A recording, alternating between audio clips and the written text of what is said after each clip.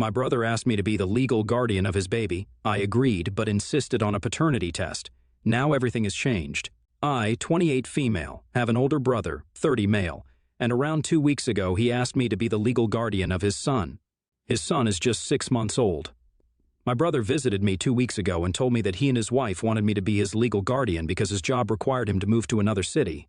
And his wife, 29 female, spends most of her time in the hospital for her chemo treatments. My brother can't reject this offer either, to stay back here because it pays more than his current job. And he desperately needs money to pay for his wife's treatments, as she was diagnosed with stage 2 liver cancer last month. So he worked out an arrangement with his in-laws where they'll be the ones looking after his wife while he works out of state for 5 days and comes back on the weekends. But they're also kind of aged and won't be able to handle taking care of both his wife and his son, so he wanted me to take over the duties of his son. We have no other family apart from each other, so I'm the only person he could turn to, which is why it was really difficult for me to say no at all. Both our parents passed away when we were in our early 20s, and we've been on our own ever since. My brother works in marketing, and I'm a high school teacher, so it's not exactly like we're rich, and I'm too busy and tired to take on any additional responsibilities like looking after my nephew. I also couldn't just say no to my brother because we're all we have, and it would break my heart if he got mad at me over this.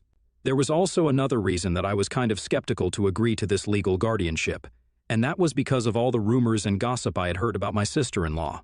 We live in a relatively small town and news travels fast. So a couple of years back, I think before my brother even got married, I heard from one of my co-workers that one of her cousins had gotten into a lot of legal trouble over a paternity fraud that she'd pulled off and was now being sued by her husband, whom she'd been fooling. And even though people weren't really sure of it, there was one name that kept popping up when they were gossiping about this, and that was my present sister-in-law's name. I'm really not sure how exactly she was involved or to what extent, but I did know that she was involved somehow, and she'd helped them cover it up for a few years. After their child was born, their son was almost years old when that guy's wife, my sister-in-law's best friend, insisted that they get married so she could quit her job and live at home with their son. His mother suspected that something was off because of how hard she was pushing her decision, and that's how the paternity test finally happened.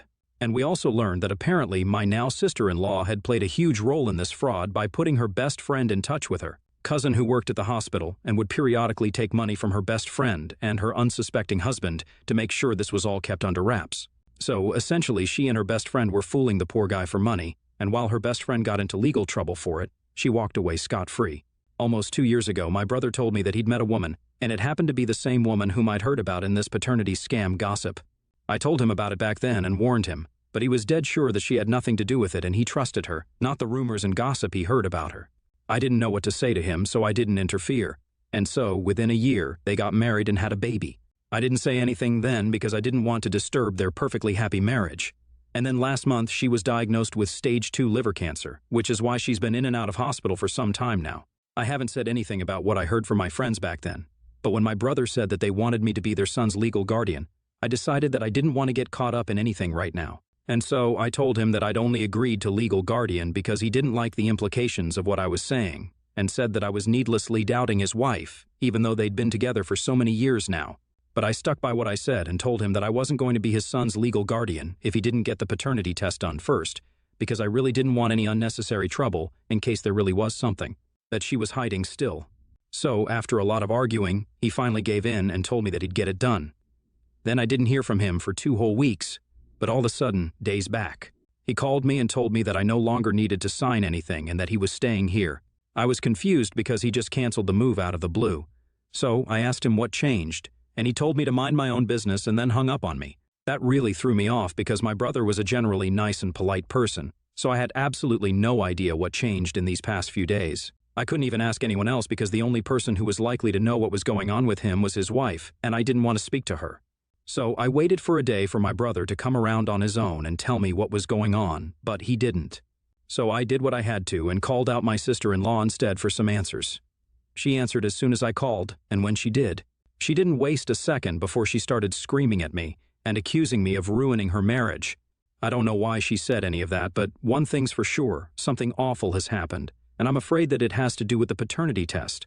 I'd only been hell-bent on my brother getting the test done because I wanted to buy myself some time to think about what I wanted to do about the guardianship, and also, I didn't want to invite trouble just in case he wasn't really the parent. But I'm guessing that there was something that his wife had been hiding. And my insistence on the paternity test might have opened some can of worms because Otherwise, I couldn't think of a single reason why my brother would make such a decision. I feel awful because just for my own selfishness, I potentially ruined my brother's marriage, and it doesn't help that his wife's suffering from cancer as well. IEAA for insisting that my brother get a paternity test done before I agreed to be the legal guardian of his baby. Update 1. Thank you for all the kind messages and comments. I'm glad to know that not everyone's judging me for wanting to put myself before anyone else. I spoke to my brother today, and he told me everything that had happened in the past 2 weeks. After I asked him to get the paternity test done, he told me that after he met with me, he went straight home and told his wife what I'd asked for.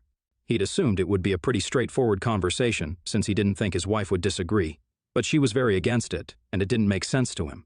She said that it was insulting that I wanted him to get a paternity test done because that just meant that I still believed that she was a scammer, and even worse, she'd been scamming her own husband. So, she was against the whole idea of the paternity test and wanted him to look for alternatives.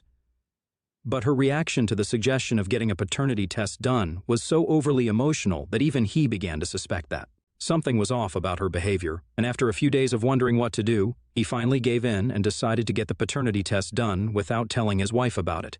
He didn't know what to expect, but was secretly hoping that he wouldn't find out anything that he didn't want to.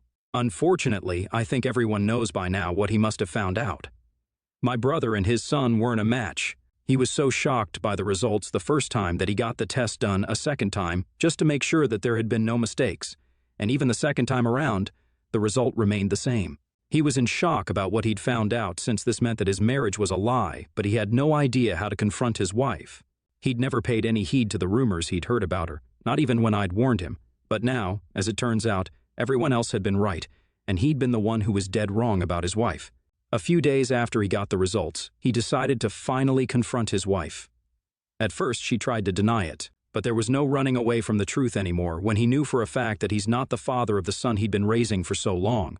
After a while, she finally confessed to him that a while ago, when they'd just gotten married, she'd had an affair with one of her friends when he happened to be out of town, and that's how she got pregnant. She never came clean about it either because she felt like that was going to ruin their marriage for good, and once she got pregnant, she knew that she didn't want to be with anyone else apart from my brother. My sister-in-law also spilled the beans on the first paternity scam she pulled off by revealing that she'd been the one who put her best friend in touch with her cousin who used to work at the hospital back then. And her friend's husband never would have found out either if he hadn't gotten another paternity test done independently from a different hospital. So, whatever people had been saying about her was true. I can't believe that in spite of knowing the consequences of cheating and lying, she still went through and put my brother through the same thing. It's unbelievable and disgusting, to say the least. And now I'm really glad that I pressured my brother into getting a paternity test done, or else he might not have been able to find out about any of this. She didn't have a job when she married my brother, and after she got married, she decided that she wanted to be a stay-at-home mom. So, it had been my brother who'd been supporting her every step of the way.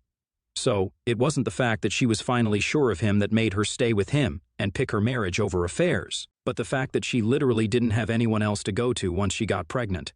My brother thinks that that's the real reason he stayed, and I agree with him. If she could cheat on him 1 year into their marriage, then she didn't really love him. And the only thing that made her stay with my brother was the fact that he was willing to look past her history, trust her implicitly, and provide for her without questioning her. She only cared about herself. And while my brother is still struggling to come to terms with that, I'm not.